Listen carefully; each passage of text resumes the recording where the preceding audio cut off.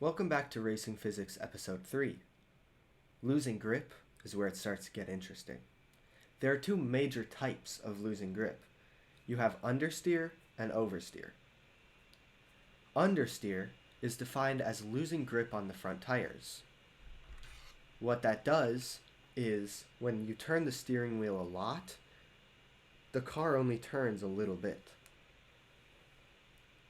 Some indicators that you're getting understeer when you're racing is that the steering wheel becomes a lot lighter than normal. As you start turning, it gets heavier and heavier and heavier. But if you get understeer, it's all of a sudden a snap of, oh, this is light. This is like a lot lighter than normal. And you can turn the steering wheel a lot and the rotation of the car will hardly change.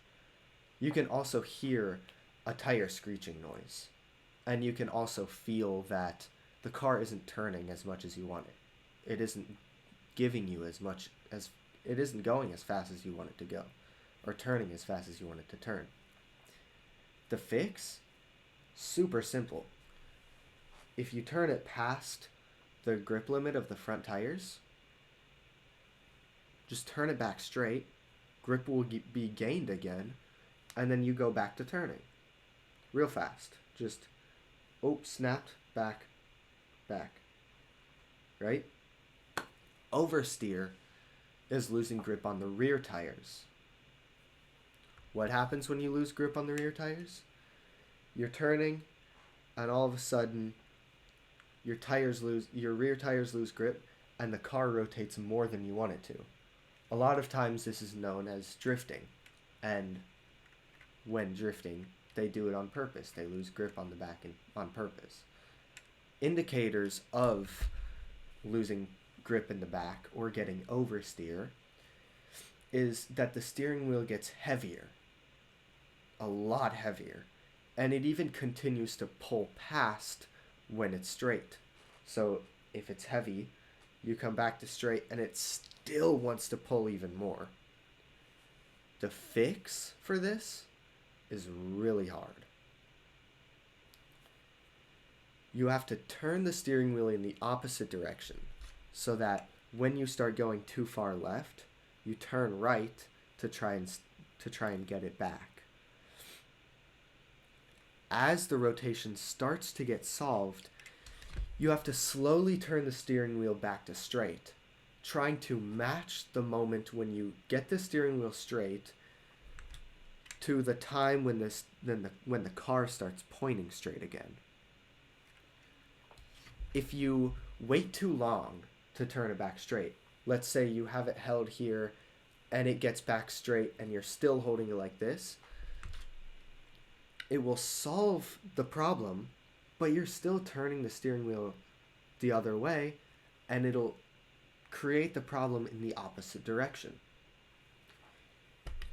If you get the steering wheel too early back to straight, it'll start solving it and then it'll slip again. Reason being, you never actually solved it. You were really close to solving it, but you never got the car straightened out.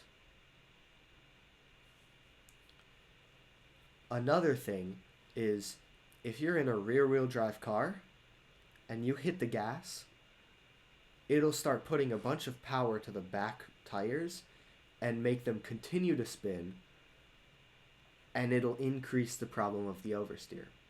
In a front-wheel drive car, it's different though. If you hit the gas, it'll pull the car forward. It'll pull the car out of that snap. Think about it like this. If your car is sliding sideways and you hit the gas, you're just pushing it like that.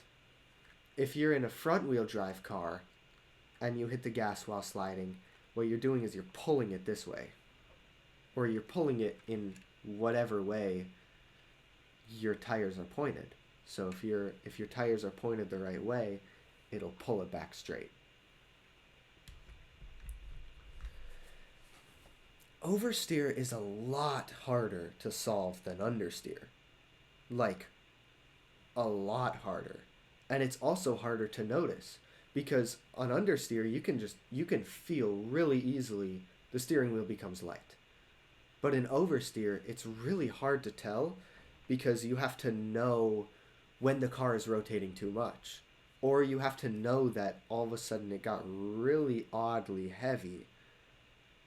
This is one of the many reasons why most tunes prefer an understeer biased car when not hitting the gas or the brakes.